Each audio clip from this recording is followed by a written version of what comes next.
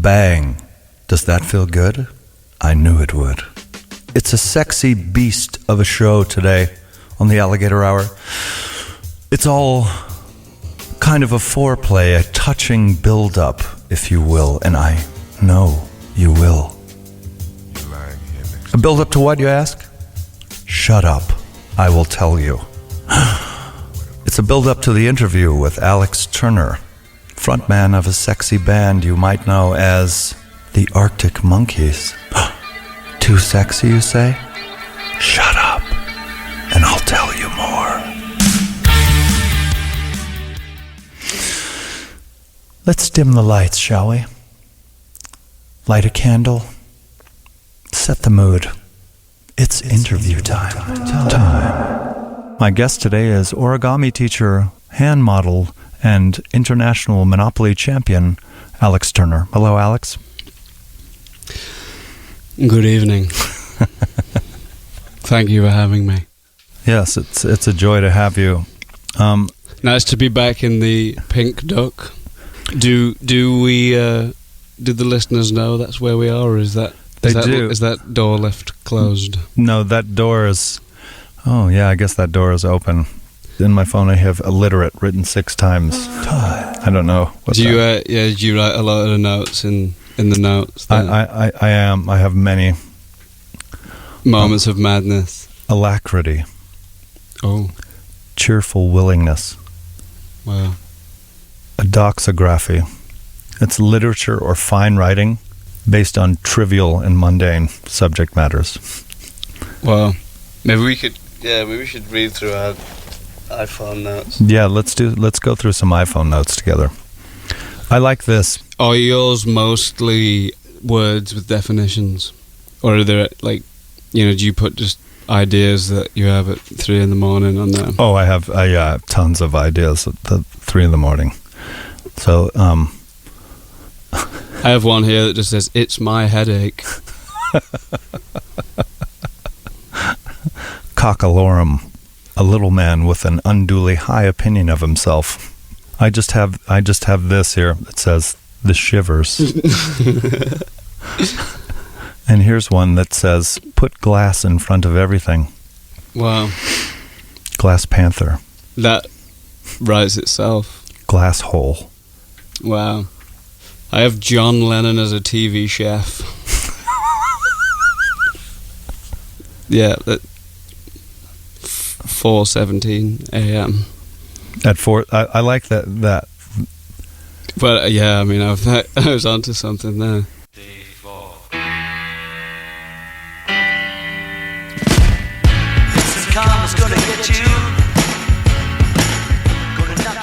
But let's head back to my conversation with Alex Turner, the handsome, funny, charming, charismatic singer of the Arctic Monkeys. It's interview time. Interview time. Interview time. In my list of names for a bar, Space Bar. It's kind of like a modern take. Yeah. For people that type. Yeah. What would the lighting be like? It would kind of be like the Milk Bar in Clockwork Orange. Okay, yeah. Be kind of that, like visions of the future that are incorrect, where you're like, the future will be like this. Yes. And then it turns out it's not like that at all. Isn't it this the year that's the future in Back to the Future? It is. I've got a confirmation from Larry, the producer. His name's not Larry. I think it's Gary. Some of the other names for bars that I have is the Dumb Fox. Okay. So that it's, and the catch line is where all the dumb fox drink. That is, any more? Prehab. Alternative endings was mine. Like on the DVD, on the you sometimes have that. Yeah, and I like that because it's got a lot of possibility for people. Alternative. I mean, you can see that pink neon light, can't you? And yeah, definitely. And it's somewhere that if you couldn't get into the other place, you'd go to alternative endings. Where you'd be like, well, I suppose I know the door guy there. Yeah. So we can't go there again, though.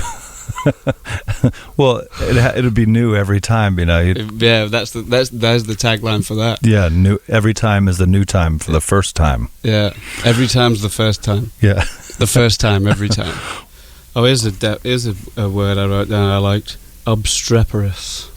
Ooh, noisy, unruly, or difficult to control.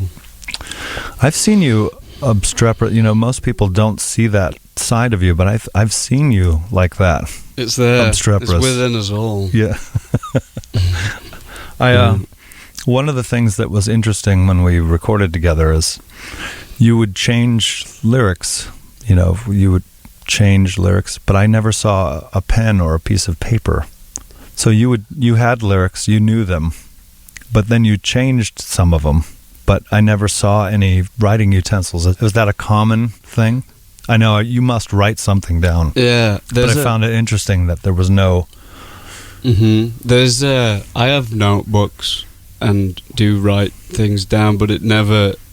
I don't know how much sense it'd make.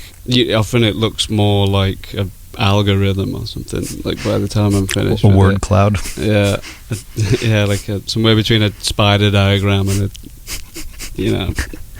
So what is it about paper that you hate? And then I think by the time it comes to recording it, it's I've rarely got a notepad there anymore. Would you, if you God forbid ever passed, would it horrify you if someone found your notebook? I had a bag stolen once that had a notebook in it, and it did horrify me. Yeah, like But what horrified you? That things were in mid-stroke, mid-process, or were there diary type entries that you're like, oh God, I wish I hadn't have wrote that down. Yeah, well, I think even some songs that get all the way to being recorded and put out into the world, I still feel really, lyrically conscious. Absolutely, yeah. Like I feel like if I hear it or think about it, I'm sort of somewhere not ashamed, but like on the outskirts of it somehow. So that's seeing the edge of a shame from where you're standing. Absolutely, yeah. So the idea that those things, that any song in the ramp up to that point where it becomes, where it exists, it makes me uncomfortable. Yeah, because there's so much to you. There's so much editing down of things. Is that it, or? Yeah, that's probably. So many unsuccessful attempts. Is that, or are they? Because it's wonderful when lyrics come to you all in one go. It's a wonderful gift if that ever occurs, but it's not something to expect, or something that often happens. Not for me anymore. Anyway, it's sort of like the thing we were talking about coming at it from a different angle now with playing the piano or the drums or whatever. That's the same with lyrics, I think, now, because I'd always think about it, or I certainly, it would be a lot more it'd all come in one go. It was more likely to all come in one go, previously, on the first record or whatever. But then, I suppose you reach a point when you think, shit, this is what I do now. Yeah. So, and that ultimately is going to make you. But you're known as a lyricist. Your lyrics are it's always a notable and talked about aspect to your music. So do you ever feel any pressure about lyrics and things like that? I'm aware of that. Definitely that's a thing.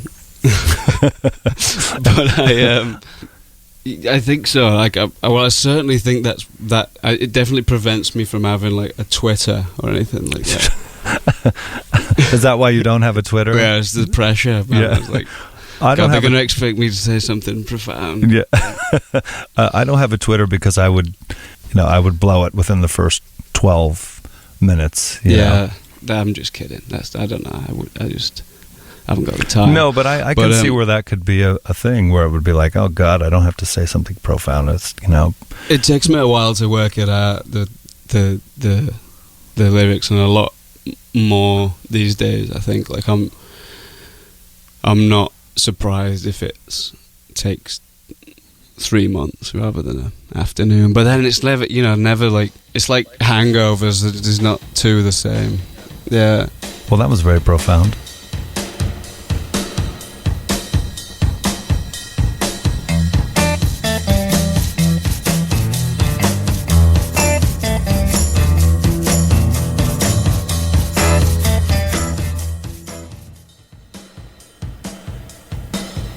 My guest is Alex Turner, in case you haven't noticed. Hello, Al. Hello, Joshua. It's great to have you. It's great to be here. Cliffhanger.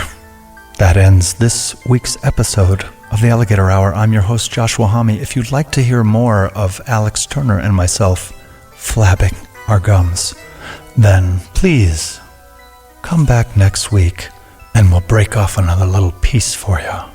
As always, if you'd like to contact me regarding the Alligator Hour, please grab your favorite pillow and scream my name into it until I show up. Here's my way of saying I love you and thank you. It's Masters of Reality with Rabbit One.